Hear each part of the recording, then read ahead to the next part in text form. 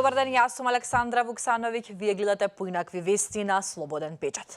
Само што помисливме дека здравството ќе тргне напред. Владата остана без Арбен Таравари, актуелниот министер за здравство.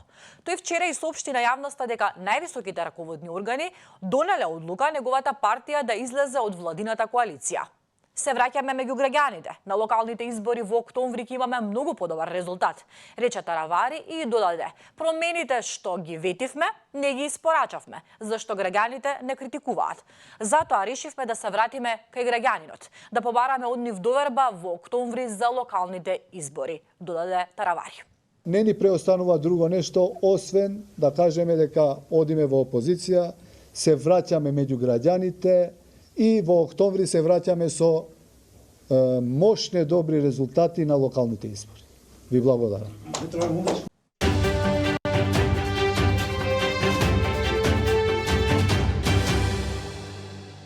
Ти не се враќаш кон народот, се враќаш кон црната листа. Му порача лидерот на демократското движење и еден од лидерите на коалицијата Вреди, Изет Меджити, на Арбен Таравари. Во објава на Facebook, Меджити напиша дека Таравари не ја напуштил владата, туку ја предал. И при тоа оценува дека Таравари е разочарување за секој албанец кој гласал за промената.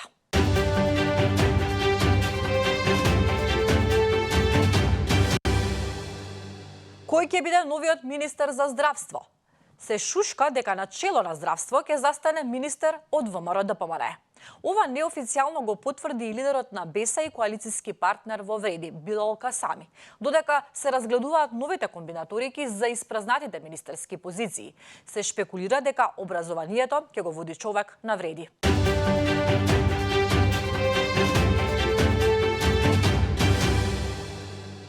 Не поминува ден, а да не се молам за душата на Фросина и за здравјето на незиното семејство. Ова е нешто што ќе ме прогонува до крајот на мојот живот. Не знам како ќе продолжам со остатокот од мојот живот. Со овие зборови, Васил Јованов ја призна вината за стореното кривично дело. Денеска ќе биде изречена пресудата за случајот со прегазувањето на Фросина Кулакова во Основниот кривичен суд Скопје. Родителите на Фросина бараат максимална казна, а родителите на Јованов казна според закон, а не по нечија желба.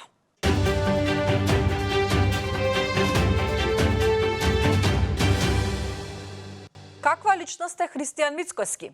Премиерот е одлична личност.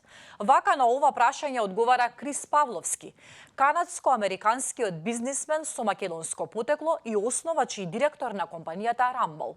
Тој вели дека има многу можности за инвестирање во Македонија и таа може да биде Швајцарија на Балканот. Фокусирајте се на енергија, на вештачка интелигенција и на крипто и ќе имате многу просперитет во државата. Можете да станете следната Швајцарија за идните генерации. Можам да помогнам со вработувања, да донесам бизнеси или инвестиции. Мислам дека Македонија не треба толку да се грижи за остатокот од светот, не треба толку да се грижи за Европската Унија, ниту за кое било друго место во светот, туку треба да се грижи за самата себе, порачува Павловски.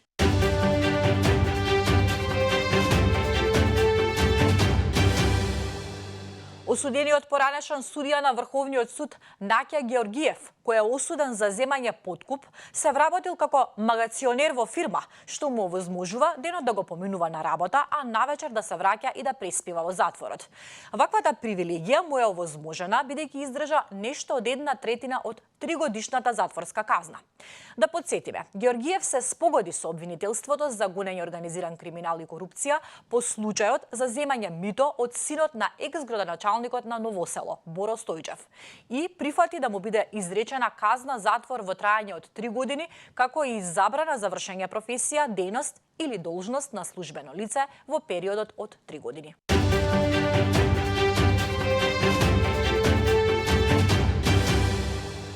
Дали паланчанецот го влечеше куќето со автомобил? Или тоа самото скокнало од прозорецот, како што тврди тој, останува енигма. Куќето не зборува за да ја каже вистината.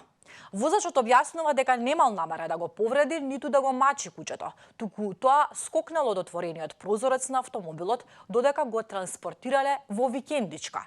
На снимката од која се откри случајот, се гледа како автомобилот вози со постојана брзина од 25 секунди и возачот не запира.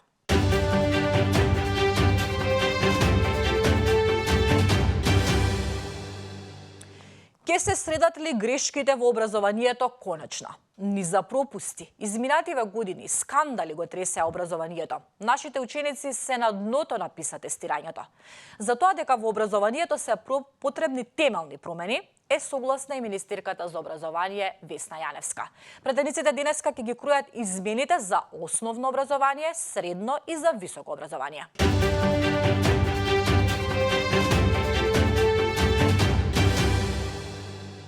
Обновени бараките што изгореа на Партизанска.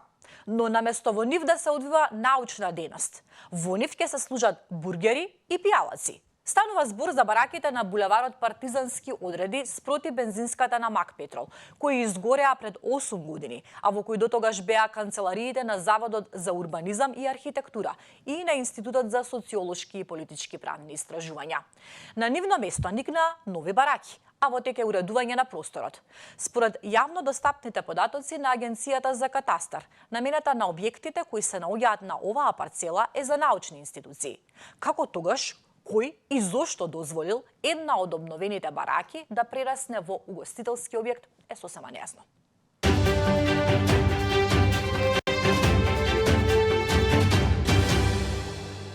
Жестоки престрелки и судири во либанскиот главен град по убиството на водачот на локалната милиција.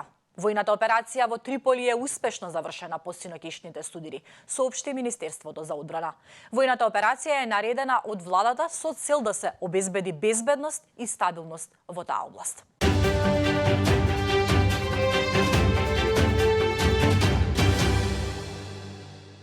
Војната против Хамас не смее да заврши.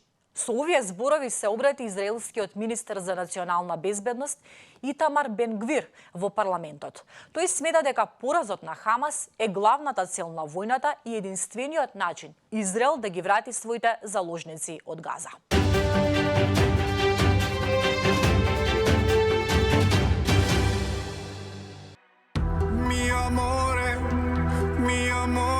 Espresso macchiato, macchiato, macchiato, por favore, por favore.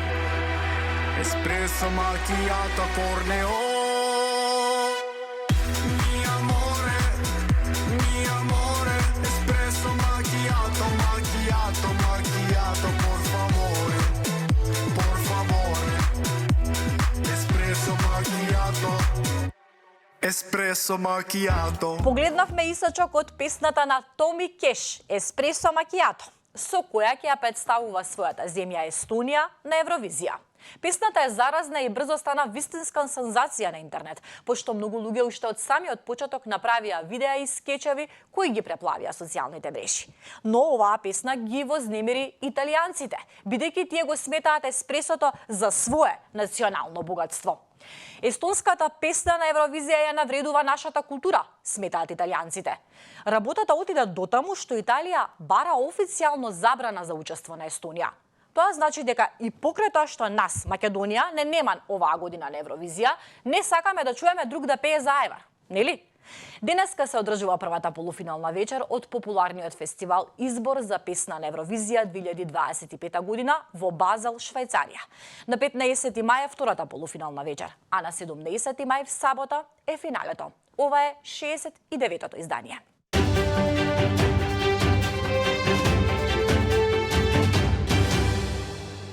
Знаете ли кој е најсреќниот град на светот? Можете ли да си предпоставите и да погодите кој би бил? Еве ќе ви помогнам. Се работи за европски град. Изненадени? Еве уште малку помош. Престолнина е. Добро, ова беше очекувано. Ајде малку појаснување. Кои се критериумите за да се добие оваа титула? Индекс на среќни градови. Градовите ги оценува според управувањето и граѓанскиот ангажман, економијата, здравјето, животната средина и мобилноста.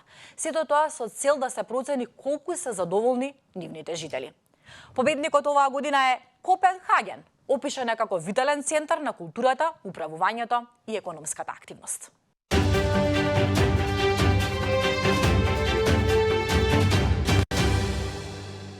Без струја или без интернет? Што е полошо?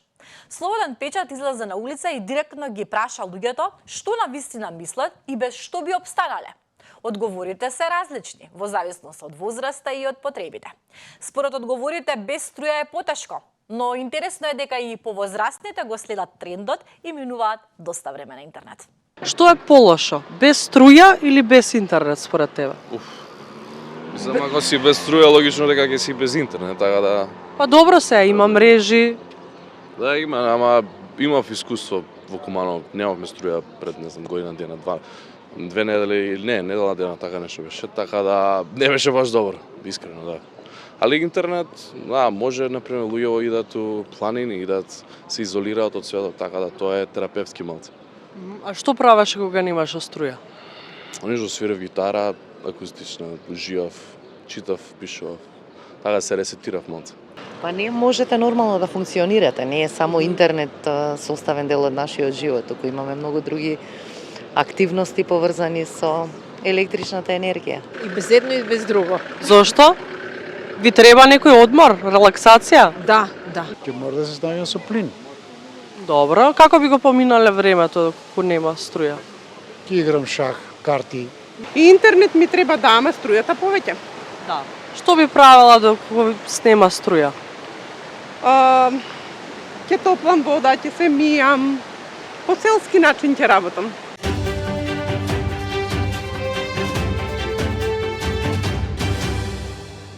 Вторник е резервиран, се извинувам, за медицинските теми. Медицинското катче ни носи нова епизода. Колешката Валентина Ангеловска е со мене во студиото да ни открие подетално за што ќе се зборува денеска во медицинско катче. Добро утро, Вале.